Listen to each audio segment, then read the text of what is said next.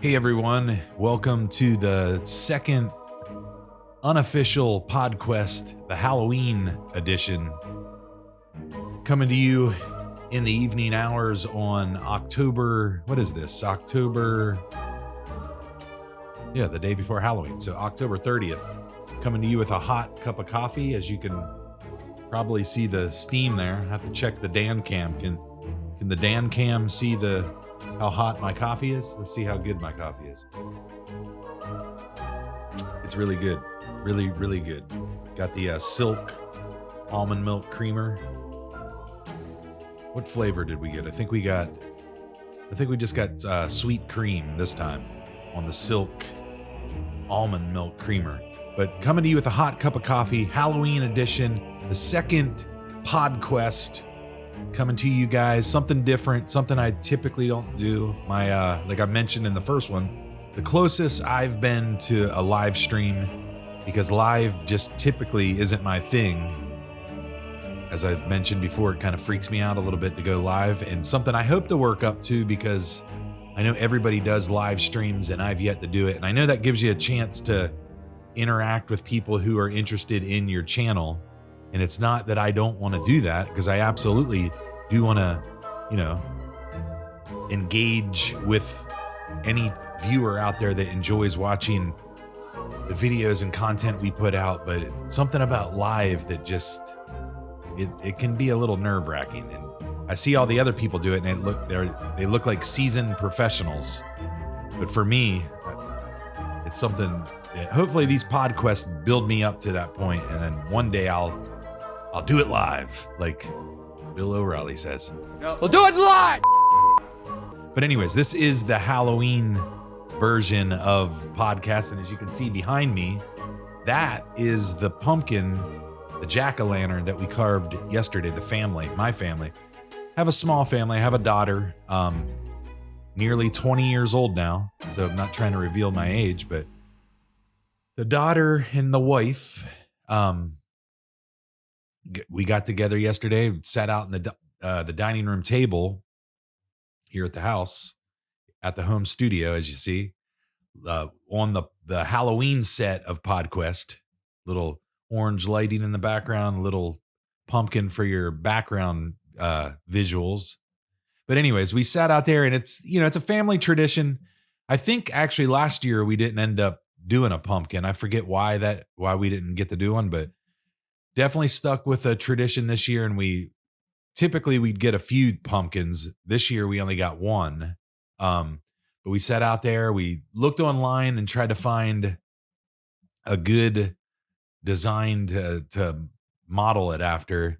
And we weren't sure, did we want to go with a scary pumpkin, or did we want to go with a more tame, a happy pumpkin? And probably because we just recently watched the latest Halloween movie, Michael Myers Halloween. So I was like, you know what, let's go with a scary one. And that's what we came up with right there. So once we got it carved, which was fun because we all did our part, as far as Sarah actually traced it. And then Reese, that's my daughter, and I, and Sarah, we carved out an eye, carved out the mouth, and then we all partaked in scooping out the inner parts of the pumpkin. And that's what we ended up with. And it's looming in the background. And hopefully that makes this edition of PodQuest a little more Halloweenish. So, but anyways, it was fun. One thing I'll give you a little pointer on buying a pumpkin for Halloween. And let me take a quick sip of my coffee. Of course, I am sporting the Reese's coffee mug here in honor of Halloween. So a little bit of candy, a little candy mug for my coffee mug here. But anyways, we went to Walmart yesterday, and Sarah and I, we weren't sure how much the pumpkin was going to be. The box that all the pumpkins lived in didn't have a price on there, so we weren't sure how much the pumpkin was. We get to the register, check out at the grocery store at Walmart, and the pumpkin was only $1.50. So if there ever was a year that we probably should have gotten more than one pumpkin, it would have been this year because that's a bargain. So we ended up paying $1.50 for the pumpkin, and we could have, gotten a few, but I think it added to the fun of it. All of us kind of teaming up on one pumpkin, and then finally, when we got the pumpkin finished, we were able to go outside and put it on the staircase outside with all the lights off, and it looked pretty cool. Any of the cars passing by the house would have thought, "Hey, they're getting ready for Halloween." But anyways, kind of gets you in the mood for Halloween and kind of entering into that end of the year kind of feeling before all the holidays start hitting you. But it's Halloween, so you're definitely getting in the Halloween mood, and probably have a few trick or treaters drop by. If actually, maybe not. I'm not sure exactly how that's working out this year with everything going down in the world, but we'll be sure to have a bucket of candy just in case. And hopefully someone does come by, because otherwise we might actually eat all that candy. Might have a early dentist appointment for the beginning of 2022. But anyways, I remember the last time my daughter, which she doesn't go trick or treating now anymore, but I remember the last time she went trick or treating.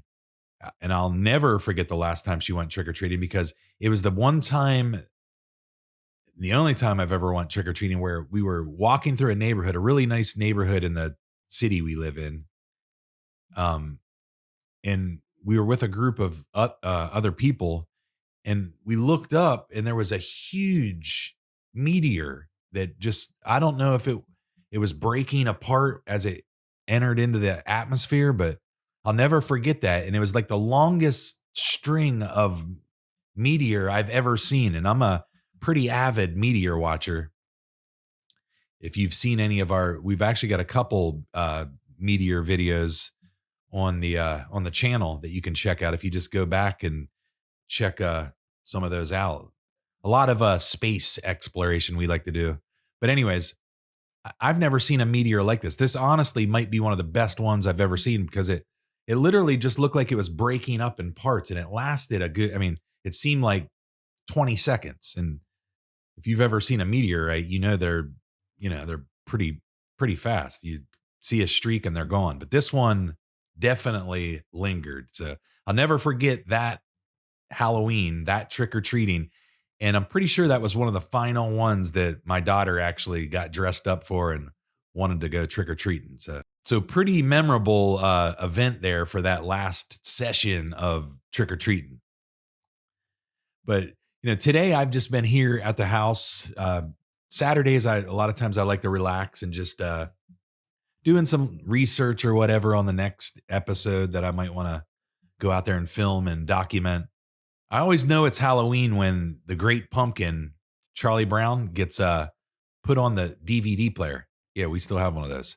But anyways, put in the Great Pumpkin, and I don't know what it is. I've always loved the soundtrack, which many others do, from Vince Guaraldi. I'm not exactly sure the pronunciation. I think it's Guaraldi, but absolutely love that soundtrack. It's just it immediately puts me in that fall mood, because it starts getting dark earlier. Put a little bit of the Great Pumpkin in and let the holiday season begin. My favorite, there's actually two songs on there. One of them is called, I believe, Trick or Treat. And it's like the mysterious, spooky, I believe it's the one, they actually keep going back to it in different versions of it throughout the show, the movie, The Great Pumpkin. But I love that Trick or Treat score in that episode, or in that show.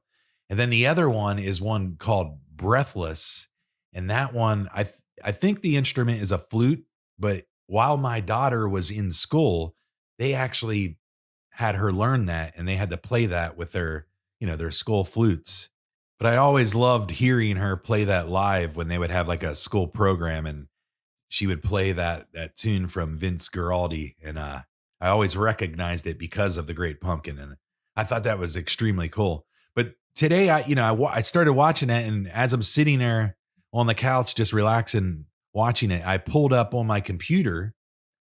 Um, I was like, I want to know a little bit more about the Great Pumpkin, and I've really found some cool, interesting facts about the Great Pumpkin. And one of them is it actually, and I pulled up Wikipedia to learn about this, but it says the Great Pumpkin is an unseen character in the comic strip Peanuts by Charles Schulz.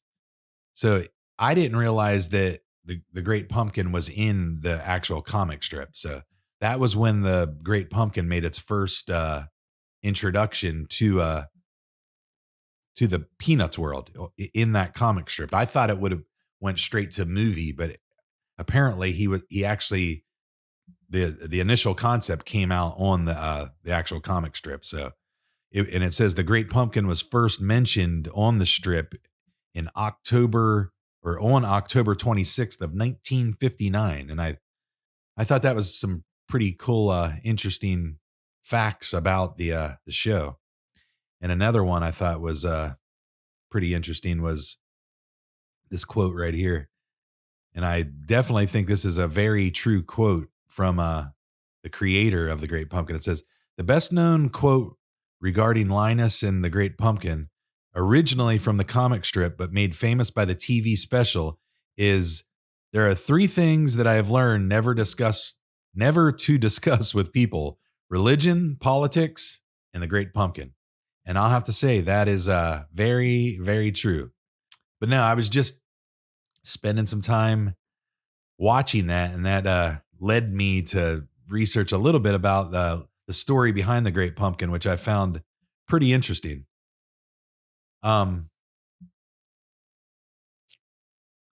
It's definitely a family-friendly show, and it always kind of kicks off our Halloween around here before we get into some of the other more scary, not so family-friendly Halloween movies like you probably do out there too.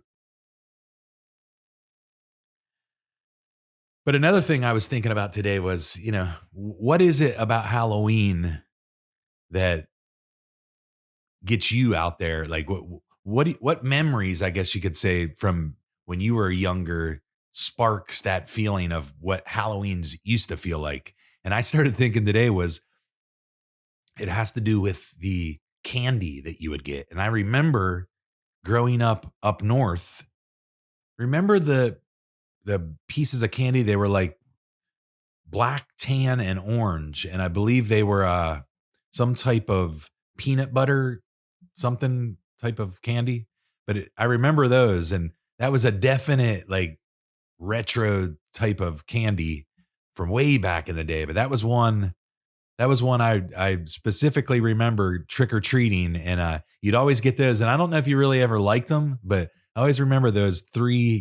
You'd end up with a bunch of them by the time you came back and dumped your candy your candy bucket out. But I always remember those black, tan, and orange wrapped candies, and you can probably find a picture of them.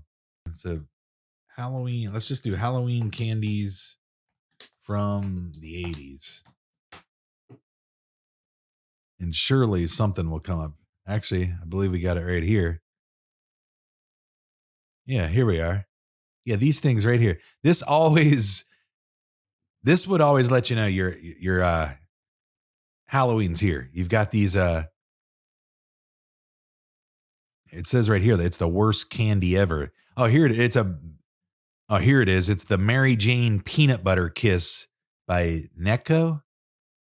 But yeah, that was definitely a popular piece of candy for the candy bucket. Another one that I definitely loved, and you were always happy if this ended up in your bucket, but that was a Wacky Wafer. Do you remember the Wacky Wafers? I think they came in like different fruit flavors, like strawberry, pineapple, banana, and I loved a Wacky Wafer. And I honestly, I don't know if they even have Wacky Wafers anymore. But as far as candies back in the day, that was a candy. If you got back to the house and you had a Wacky Wafer, you were in a you were in good shape. But I remember the Wacky Wafers. Probably one of my least favorite ones was a Tootsie Roll. I never really got into the Tootsie Rolls. But sure enough, if you went to enough houses, you were definitely going to score a handful of Tootsie Rolls. But that would have probably been one of the ones that made it to the end of the bucket. One of the last pieces of candy. I definitely still eat them, but it would have been one of the last types of candies I would have eaten. Wasn't too keen on the Tootsie Roll. What candies do you guys like? I know everybody's got their something in mind out there. Leave me a comment and let me know the kind of candy you remember. If you're around my age, which I'm not going to tell you my age, but if you're around my age and you were trick-or-treated in the 80s, I know you know a lot of the good vintage candies from that time period. Makes it sound like we're ancient. It's not really that long ago. Or is it? I guess it is. But what candies do you remember from when you used to trick or treat, and wonder if a lot of those candies still exist today for kids that are going out there and trick or treating? I don't think, like I said, Wacky Wafers. I don't ever remember my daughter getting a Wacky Wafer, but I know I was always happy when I got a Wacky Wafer. But another one that's definitely still in the lineup for modern day trick or treaters, if they get to actually do that this year, would be the mini like Snickers, the Reese's cups, Twix candy bars, like the mini ones, and then like Butterfingers. Like those were always in your bucket. And that's, when you look down there and you see the bucket loading up with good stuff like that as a kid, nighttime walking around, seeing everybody in their costumes. That's why Halloween was so exciting. Lots changed. What's another candy from the early days, from the 80s, maybe 90s? I probably trick or treated into the 90s. Who knows? Trying to think. I know, an atomic fireball. They would always make it into the mix. An atomic fireball, or if you were lucky, a gobstopper, because but it would be a single, not like a box. It'd be like a single gobstopper, and sometimes they would make it in, and that was a good find too. Just thought of another one, Smarties, and the reason why well, of course, you still find Smarties in a Halloween bucket today, I'm sure, for anyone trick or treating, but me and the daughter probably, I mean, it's got to be 12 or so years ago. We made a little spoof Halloween video on a Smartie, and it was the tale of the last Smartie. And I basically noticed that in the Halloween bucket that my daughter left on the coffee table, I noticed she had one final Smartie, and while her and her friend were off, going to bed for the night, I decided I was going to have that Smartie. And then, of course, I fell asleep on the couch.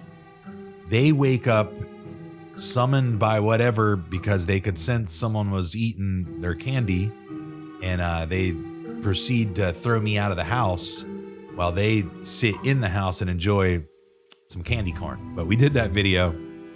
Not going to show it to you, but in bits and pieces. But it was a funny video from long ago, and it was the tale of the last Smartie.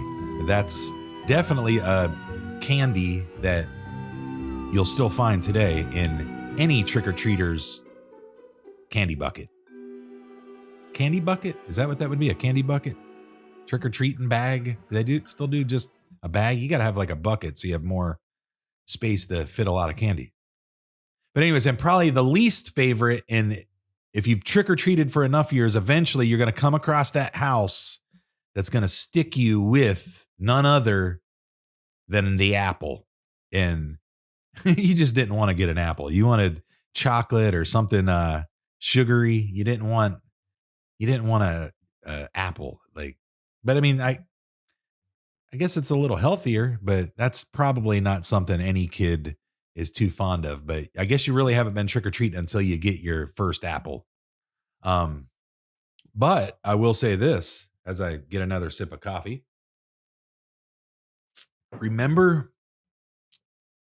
on the flip side of kind of vintage candies, remember some of the urban legends of Halloween candy? One of them was, and don't mean to bring up a dark topic here, but remember the all the candy apples with razor type uh what a kind of like a urban myth, because none of that was actually true from, I think that was just a big rumor back in the day of someone putting razor blades in the apple. And that was strictly an urban legend. I remember researching, I think it was like last Halloween, that never was true. It was an urban legend that started up in the 80s.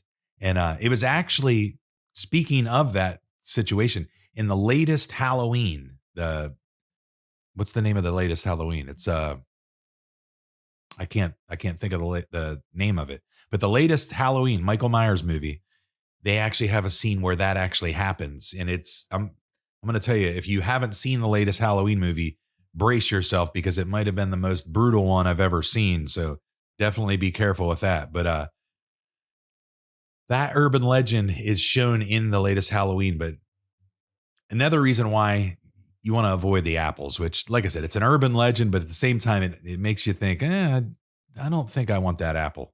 But I'll never forget that. I mean, I remember living like when that actually living and being a kid trick or treating when that actual rumor was in full swing. But another one that everyone, if you're a little older, you're going to remember this. If you're younger, you're probably not going to remember it. But remember Little Mikey from the Life cereal, and remember the myth, or everybody thought if you ate the Pop Rocks, which are another good, if you get those in your bucket for Halloween, you're doing pretty good. But if you would, Little Mikey was said to have eaten a bag of Pop Rocks, or a thing of Pop Rocks, and then he drank a Coke afterwards. And the rumor was his stomach actually exploded. And that was a rumor too, but it's kind of a couple urban legends there surrounding Halloween candy that I remember from growing up, but neither one was true. And I actually think one of the myth busters, I believe, proved that one wrong at some point, but their Pop Rocks are completely safe. But that was definitely something that was going around for a long time. If you eat Pop Rocks and then drink a Coke or a soda afterwards, it could mess you up inside. But not true. Have your Pop Rocks, and don't hold me to that, because if there did so happen to be some type of issue with that, you didn't. Don't take that advice from me. But anyways, I remember those two semi-urban legend, which we hope they're urban legends, Halloween candy type things. It's Halloween, so no better time of year to look into that kind of memory there, or to remember that kind of memory.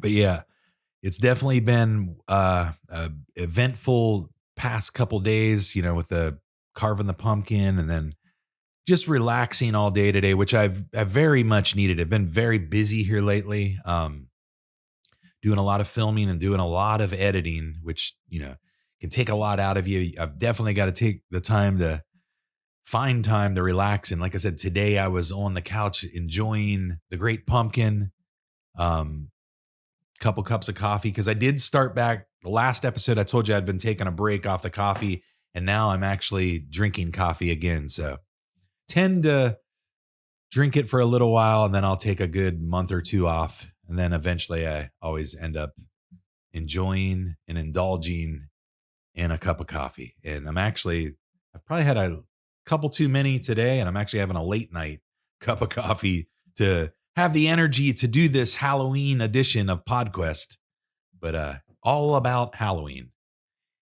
But I did want to point out, I am currently in the process of producing the next historical piece And this one too involves kind of falls in line with Halloween, even though it's not solely about any type of haunted content. But I'm doing a historical documentary right now. It's based on a. I'll just give you a little hint. It's based on a location, a residence in Colonial Williamsburg, and it's a very neat person that or persons, I should say, people that were involved with this house, and I'm in the process of producing that, and that will soon be released on the channel, and I'm gonna start releasing throughout the remainder of fall and winter. I'm gonna try to start releasing my main vlogs on Sundays now. Sundays probably around 5,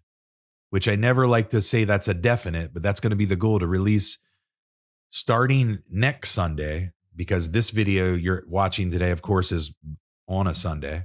But starting next Sunday will be the vlogs that I put out. So the more, the ones that, are more storytelling vlogs or from a location, historical pieces, food reviews, or whatever it may be, a travel piece. Those will be on Sundays. And then on Thursdays, I'm going to probably start doing these on Thursdays and releasing different, conversations, different subjects, different PodQuest where we actually just review some random B-roll footage and just talk about it. Nothing, too formal, just a chance for me to jump on the camera and try to connect a little bit more with viewers out there and hopefully find some more viewers to join in on the family here at Quest Capsule, which I just want to say I'm completely appreciative of everyone out there who has supported the channel. And, it comes in waves. Growing a YouTube channel is a lot of work. If anyone's told you any differently, I can promise you they're not telling you the truth, because it's a lot of work, but it's also equally fun and rewarding. And it's hard to believe that I'm up to almost 5,000 subscribers. And that definitely would not be possible with every single person out there who dedicates the time to watch, to comment, to like and subscribe, maybe share the content. Anytime you can do that for us, just know that is, I mean, like any YouTuber out there would tell you, that is a huge blessing, and it definitely helps grow the channel, because there is a lot of effort and a lot of time that goes into making videos. And if you see a YouTuber out there, just know that, they're investing that time to bring you guys entertainment like we are as well. And, when that's your passion, it really isn't work at all. And I will say that it's not work, even though it is work. Anytime I get to make a video, I'm happy, because that's just what I love to do. But equally, any channel you're out there watching, and there's so many great channels out there, just know that every one of those people are putting in a lot of time and effort to bring that kind of content so you can sit in the comfort of your home and enjoy it. So just want to say thank you for helping us get to this point, and hopefully we can continue to grow and continue to put out a lot more content that you'll actually watch and enjoy watching and tell others about. So thank you very much. I appreciate it. But anyways, that's the Halloween edition of PodQuest, and hopefully you guys enjoyed this one.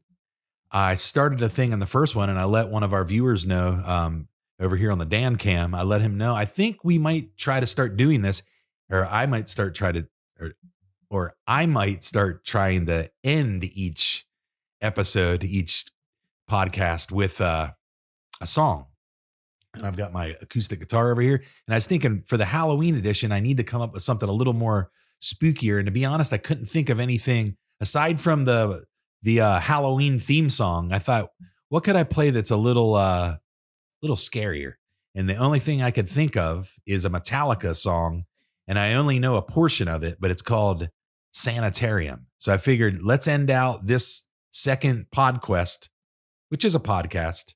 One day it might actually have guests on it. Who knows? Maybe I'll invite other vloggers, or who knows, other musicians. There's no telling where it could go. But I figured let's end this one out with Metallica Sanitarium, and just going to play a portion of it and hope you guys like it. And like I said, it's a little eerier, so I thought this might be a good one to close out the show.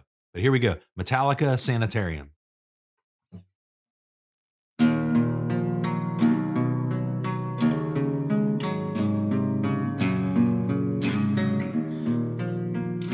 The acoustic version.